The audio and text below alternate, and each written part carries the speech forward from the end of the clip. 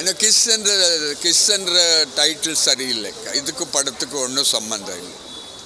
சும்மா இன்டர்வலுக்கு முன்னாடி ஒரு கிஸ் அடிக்கிறாங்க, அவ்வளோதான். அந்த பொண்ணு கிஸ் அடிக்கிறது, அதுக்கும் படத்துக்கு ஒன்றும் சம்மந்தம் இல்லை. பட் படம் நீட்டாக இருக்குது. ரொம்ப எனக்கு நன்றி விஜய் சேதுபதினோடனே எனக்கு என்ன நன்றி விஜய் சேதுபதி போனால் அவரோட வாய்ஸில் ஆரம்பிச்சிது. டக்குன்னு எனக்கு ஒரு மாவீரன் ஃபீல் வந்தது. ஏன்னா அதோட மேக்கிங் அப்படி தான் ஆரம்பித்தாங்க. பட் அதுக்கப்புறம் அவர் சொல்ல அவரோட வாய்ஸில் கேட்குறப்போ அதுக்கப்புறம் அந்த ஆக்சுவலாக அந்த ஸ்டோரிக்குள்ளே நம்மளை இழுத்துட்டு போயிட்டாங்க. அந்த ரைட்டிங் நம்மளுக்கு வாய்ஸை தாண்டி அது அந்த பிளாட்குள்ளே போயிட்டோம் நம்ம. ஸோ அது பெருசாக எதுவும் தோணலை. அதே மாதிரி தான் கிளைமேக்ஸுமே எனக்கு வந்து எங்கேயோ பார்த்த மாதிரி இருக்கணும். டக்குன்னு விஜய் ஆண்டனி படம் ரோமியோ வந்தது. பட் அதுக்கான எண்டிங்குமே ஒரு சர்ப்ரைசிங்காக வேறு மாதிரி ஃபினிஷ் பண்ணும்போது ஓகே கரெக்டு தான், இப்படி தானே முடியணும் அப்படின்ற மாதிரி இருந்தது. எதுவுமே அதான் சொல்கிறேன், இதை பார்த்து அதை பார்த்துன்னு தோணாமல் அடுத்தடுத்து நம்மளை வந்து என்கேஜிங்காக கொண்டு போயிட்டாங்க படம் முழுக்கவே. இது ஒரு ஃபேண்டசி, ஏன்னா ட்ரெய்லரில் நீங்கள் பார்த்துருப்பீங்க, ஒரு ஃபேண்டசி எலிமெண்ட் மாதிரி இது ஒரு படம். ஸோ அதை வச்சே ஃபுல்லாக கொண்டு போயிருந்தால் இன்னும் கொஞ்சம் பெட்டராக இருந்திருக்குமோ அப்படின்னு தோணுச்சு. அதை விட்டு காமெடி ட்ராக்லாம் கொஞ்சம் ட்ரை பண்ணியிருக்காங்க. அது அங்கேயும் கொஞ்சம் நிறைய இடத்துல ஒர்க் அவுட் ஆகிருக்கு. அதுதான் நம்ம ரொம்ப வல்காரிட்டியாக இருக்கும்னு தோணும். அப்போ வல்காராக இருக்கிற மாதிரி தோணலை. ஏன்னா இப்போலாம் சீரியல்லே வந்து அந்த மாதிரி காமிக்கிறாங்க. ஸோ அதனால் வந்து அந்த வல்காரிட்டிலாம் எதுவும் இல்லை, மிச்சப்படி பெட்டராக தான் இருக்குது. பட்டு இந்த எக்ஸ்பெக்டேஷன்ஸ் வந்து ஃபில் பண்ணலையோ அப்படின்னு தோணுச்சு. ஏன்னா வந்து ட்ரெய்லர் வந்து ரொம்பவே சூப்பராக இருந்துச்சு.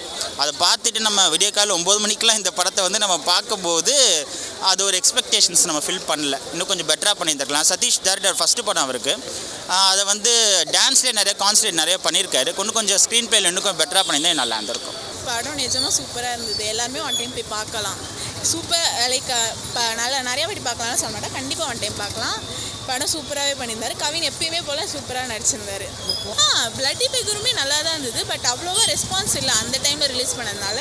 இந்த படம் நல்லா தான் இருக்குது, கண்டிப்பாக வந்து பார்க்கலாம். ஏன்னா பேருக்கு ஏற்ற மாதிரி மூவியில் உள்ளே போய் மூவி பார்த்தா அது வேறு மாதிரி இருக்குது.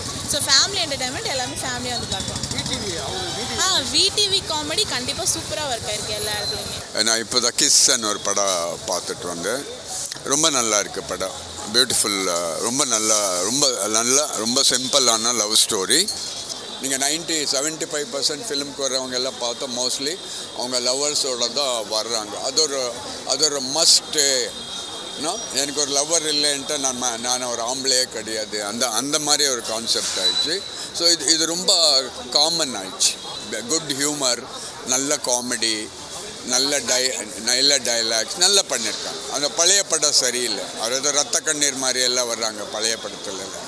பழைய படம் சரியில்லை. இந்த படம் ஒரு வாட்டி பார்க்கலாம். சிம்பிளாக இருக்குது, உங்களை எதுவும் டார்ச்சர் பண்ணாது. தேவையில்லாத ஃபைட்ஸு அந்த மாதிரி எல்லாம் ஒன்றும் கிடையாது.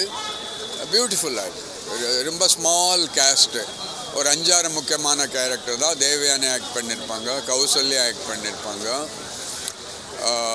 அப்போ அந்த காமெடியன் வயசானவர் பேர் மறந்துட்டேன், அவங்கள நல்லா யூஸ் பண்ணியிருக்காங்க. ஜோக்ஸ் எல்லாம் நல்லா இருக்குது. Very simple and beautiful film. இது ஃபீல் குட் ஃபிலிம். பயங்கரமாக இருந்துச்சு. சதீஷ் அவங்க டைரக்ஷன் பயங்கரம். எஸ்பெஷலி சொல்லணும்னா ஜென் மார்ட்டினோட மியூசிக் சூப்பர். லைக் புதுசாக ஒரு மாதிரி வைப் நல்லா இருந்தது, ஃப்ரெஷ்ஷாக இருந்தது படம். கண்டிப்பாக அந்த தேட்டரில் பாருங்கள். காமெடி வேறு லெவல். காமெடி படத்தில் பஞ்சமே கிடையாது. ஒரு ராம்காம் பார்க்குற மாதிரியே இருந்தது, சூப்பராக இருந்தது. கிஸ் தான் ப்ரோ அந்த கான்செப்டே, படமே அதுதான். அதனால தான் அந்த பேர் வச்சுருக்காங்க. நீங்கள் படம் பார்த்தீங்கன்னா தெளிவாக புரியும். அங்கங்கே லைட்டாக உங்களுக்கு தோணும் எங்கேயோ பார்த்த மாரி இருக்கும் பார்த்தோன்னா, பட் ஃபுல் படமாக அப்படி கிடையாது. சூப்பராக இருக்குது. ட்ரெய்லரில் கான்செப்ட் தான் கான்செப்ட்டு. அதை ஃபுல்லாக அந்த படமாக பார்த்தீங்கன்னா உங்களுக்கு சூப்பராக பிடிக்கும். Heroine super bro. ஹீரோயின் அவங்க 2 பேர் காம்பினேஷனே சூப்பராக இருக்குது. அதான் என்ன சொல்கிறது, கதைக்கு ஏற்ற மாதிரி 2 பேரும் சூப்பராக நடிச்சிருக்காங்க. சூப்பராக இருந்துச்சுண்ணா. ஃபர்ஸ்ட் ஆஃப் ஆல் இந்த ட்ரைலரு டைட்டிலை பார்த்துட்டு இது நம்மளுக்கான படம் இல்லைன்னு நினைக்காம தாராளமாக வந்து பார்க்கலாம். ஃபஸ்ட்டு திங் அதுதான். அதுவே இவங்க வந்து ரொம்ப அண்டர் ப்ளே பண்ணியிருக்காங்க. மொத்தம்னா இந்த ஹீரோயினுக்கான அந்த ரொமான்ஸு, அந்த இன்டிமேட் சீன் அப்படிலாம் இல்லாமல் அதுக்கான ஒரு பேக் ஸ்டோரி இருக்குது. அது ஏன் அவருக்கு நடக்குதுன்னு தெரிஞ்சுக்கிறதுக்கு ஒரு முன்கதை சொல்லி அதோட எண்டிங் அது எப்படி முடிய போது, இவர் என்ன பண்ண போகிறாருன்ற ஒரு கதையை ரொம்ப அழகாக ரைட்டிங்கில் வந்து ரொம்ப அழகாக கொடுத்துருக்காங்க. எதுவுமே நம்ம குறை சொல்கிற அளவுக்கு எதுவுமே இல்லை. கிஸ்ஸு அதுக்கேற்ற டைட்டில் தான். அந்த ஃபேண்டசிக்காண்டி அந்த கிஸ் வந்துட்டு அந்த டைட்டிலுக்கு இதுக்கு ஒர்க் ஆகிருக்கு. நல்லா ஓரளவுக்கு இது படமும் ஒன் டைம் வாட்ச் மூவியாக நல்லா அமைஞ்சிருக்கு. ஆக்சுவலாக காமனான லவ் ஸ்டோரி தான் இது. அதுதான் ஃபேக்ட் தான். நார்மலாக இருக்க லவ் ஸ்டோரி தான், வேறு எதுவும் பெருசு. அதுதான் இது அப்படியே பார்த்தீங்கன்னா அந்த அழகிய தமிழ் மகள் அவருக்கு இம்பாக்ட் ஆகும் பார்த்தீங்களா, ஒரு விஷயம் யோசிச்சிருப்பாரு, அந்த இதே மாதிரி தான் இதுதான். இது ஃபீல் குட் மூவி தான், நல்ல மூவி தான். அவங்களோட இன்ட்ரோவே வந்துட்டு அயோத்தியில் அழுதுகிட்டே இருந்த பொண்ணவங்க அப்படின்ற மாதிரி தான் இருந்தது. பட் கம்ப்ளீட்டாக ஒரு ட்ரான்ஸ்ஃபர்மேஷன் தான், செம்மையாக பண்ணியிருக்காங்க, பயங்கர மாடர்னு. பல படங்கள் இந்த மாதிரி அடுத்தடுத்து இந்த மாதிரி பண்ணாங்கன்னா பயங்கரமாக இருக்கும். ஃபர்ஸ்ட் ஆஃப் ஃபுல்லாக ஜாலியாக ஒரு டான்ஸ் ஆடிட்டு ரொமான்டிக்காக இருக்கிற ஒரு ஹீரோயின், மறுபடியும் செகண்ட் ஹாஃபில் கொஞ்சம் பிரேக் டவுன் ஆகி ஒரு கோவமாக இருக்கிற ஹீரோயின், ரெண்டுமே நல்லா பண்ணியிருக்காங்க. ரெண்டு பாட்டுமே பயங்கரமாக பண்ணியிருக்காங்க. விடிவி கணேஷ் சின்ன இந்த மாதிரி இன்னும் இருக்கிற ஹீரோக்களெல்லாம் ஆனால் என்னன்னா அவர் அது ஆக்சுவலாக எனக்கு பீஸ்ட்டில் சதீஷ் கிருஷ்ணனும் இவருக்கும் ஒரு காம்போ செம்மையாக பின்னிருப்பாங்க. அதே அளவுக்கு தான் இதுலேயும் வந்து விஜய்க்கு விடிவி கணேஷ்க்கு கவினுக்கும் காம்போ. இவங்க வந்தாலே படம் தேட்டரில் வந்து சிரிப்பு தான். படம் முழுக்க செம்மையாக பண்ணியிருக்காரு. ஒரு சில சீன்ஸ்லாம் அவர் வயசை தாண்டி பயங்கரமாக என்கேஜிங்காக கொண்டு போயிருக்காரு. ஸோ பாராட்டணும் உண்மையிலே அவரை. கிஸ்ஸெல்லாம் ஒரு நிமிஷம் தயங்குவாங்க டிக்கெட் எடுத்து. ஆமாம், அதுதான் சொன்னேன். டைட்டிலையும் ட்ரைலரையும் பார்த்துட்டு யோசிக்காமல் உள்ளே வாங்க. கம்ப்ளீட்டாக படம் முடிச்சுட்டு வெளில வரும்போது சாட்டிஸ்ஃபேக்ஷனில் தான் வெளில போவீங்க. ஒரு பயங்கரமான என்கேஜிங் லவ் ரொமான்டிக் மூவி தான்.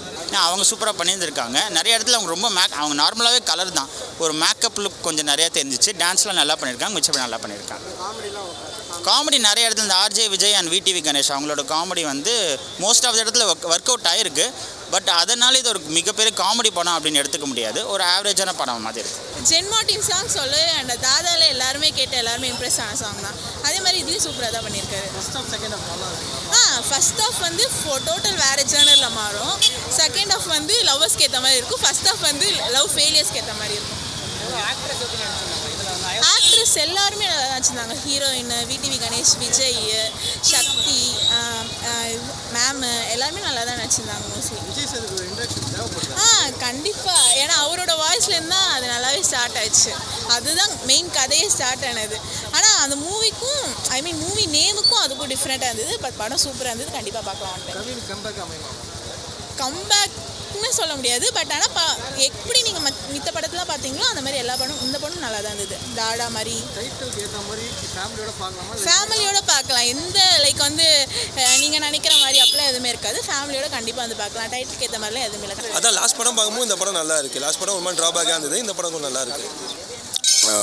இப்போ வர எல்லா படத்தில் நீங்கள் பார்த்தா பழைய ஏதோ ஒரு 1000 வருஷத்துக்கு முன்னாடி 800 வருஷத்துக்கு முன்னாடி அங்கே ஏதோ நடந்த ஒரு கதை அப்படின்னு சொல்லிட்டு மாடர்ன் கதைக்கு கனெக்ட் பண்ணுறாரு. அப்படியே யாரோ ஒரு ராஜா இருந்தாரா, அந்த ராஜா அந்த ராஜ்யத்தில் யாரும் லவ் பண்ணக்கூடாது, கல்யாணம் பண்ணிக்கக்கூடாது, 40 இயர்ஸ் இருக்கும் அப்படியெல்லாம் சொல்லியிருந்தாங்களோ. அந்த டைமில் ஒரு ஒரு ஒரு காதலிச்ச ஒரு பொண்ணு ஒரு புக் எழுதியிருப்பான். அந்த புக்கு வச்சு தான் இந்த கதை ஓடிட்டுருக்கோம். அது 300 வருஷத்துக்கு முன்னாடி கிடைச்ச புக்கு வச்சு தான் இந்த கதை ஓடிட்டுருக்கோம். அதே மாதிரி இந்த படத்தில் நம்ம கவின் ஆக்சுவலி அவங்க ஒரு மாதிரி பொண்ணுங்களை பார்த்தா பிடிக்காது, லவ் பண்ண பிடிக்காது, இந்த மாதிரி விஷயங்கள்லாம் நிறையா நடக்குது. பட் கடைசியில் அவர் ஒரு பொண்ணை லவ் பண்ணுறாரு. இதுதான் கதை.